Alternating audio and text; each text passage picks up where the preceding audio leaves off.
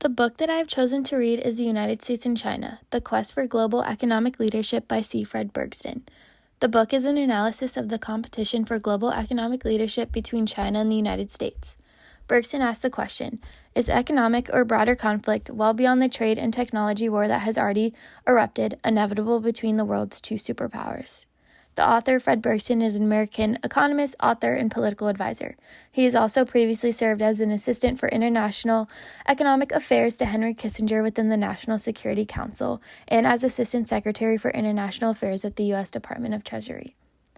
Part 1 of the book, which focuses on the first few chapters and the main chapters I'm reviewing, is called The Setting and focuses on the current state and history of China and the United States relationships. Bergston writes, the world economy is thus threatened by two potentially mutually reinforcing pressures, the rising capability of a new superpower and the declining will of its traditional leader.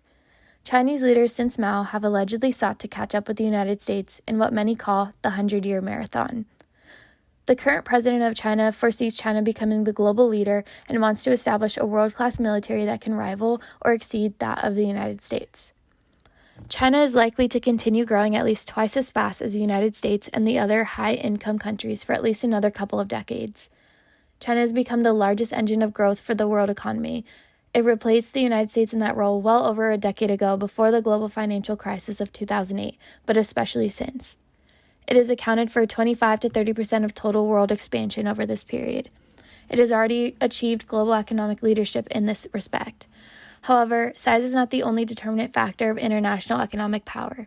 American wealth still exceeds that of Chinese wealth since on average China remains a relatively poor country with per capita income.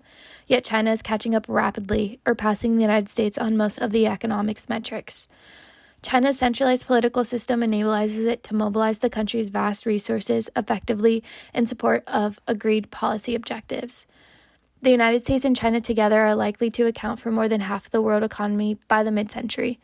Their cooperation is required to successfully resolve virtually all major international economic problems, from global growth to climate change. The relative economic positions of China and the United States differ from issue to issue. The dollar still remains the world's key currency, and the United States maintains considerable monetary power, though China's huge foreign exchange reserves enable it to have sizable financial leverage as well. The country has also attracted much support from poorer countries with its develop economically and preserve your independence mantra. The United States still remains overall military primacy, but China has caught up impressively, especially at the regional level. Technology is increasingly closely contested, especially with respect to cybersecurity and the internet. The two economic superpowers have different capacities to lead the world in different areas, but China presents the first real challenge to American economic supremacy since the United States became the world's premier economy over a century ago. China wishes and expects to become a respectable global leader, and their international goals are rooted in domestic imperatives. Despite China's benefits from the open system created by the U.S. and their engagement with that system, China is now emphasizing domestic rather than international drivers of growth. It is seeking to reduce its dependence on outside forces for security as well as economic reasons. China is increasingly distinguishing between the United States and the rest of the world. It is continuing to expand its economic ties with most other countries. However, China dislikes some of the key rules and norms that support the current system: market forces rather than state control of the economy, democracy and rule of law rather than authoritarian politics. China believes that it should be playing a much larger role in the current system.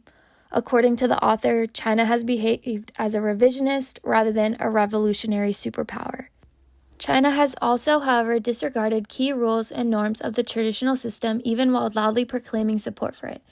Its massive currency manipulation in the first decade or so of the new century resulted in several $1 trillion and destroyed millions of jobs in the United States and other countries, therefore increasing the tensions between the U.S. and China. China has helped to defend the open international economic order on many occasions, but has also undermined it. China is pushing to establish a new international rules in domains that would favor its state-centric preferences rather than the traditional open market-oriented approach of the West.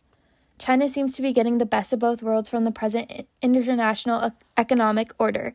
It gains hugely from the order's openness while cheating on the rules when it sees advantages in doing so.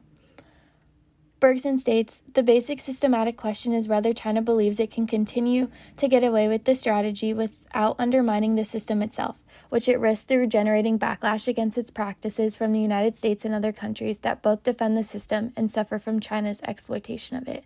In my opinion, to change China's behavior sufficiently would be to alleviate the threat of systematic stability.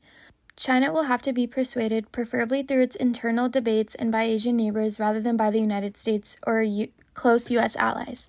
The United States is not a declining power in any sense. It has grown faster than most of the other high-income countries over the 3 decades since the Cold War. China's relative rise has been mainly at the expense of other countries other than the United States.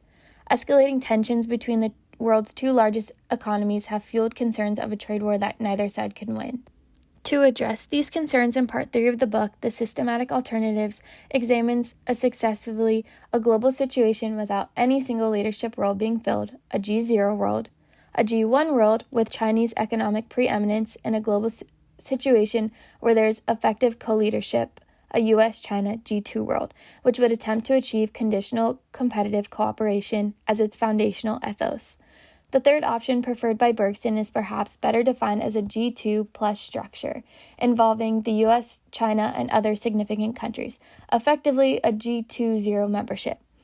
In theory, Bergson's plan seems equitable, however, it does not address any differences in ideologies. The author's plan is lacking an in-depth view from the Chinese perspective on topics ranging from democracy, human rights, and philosophy.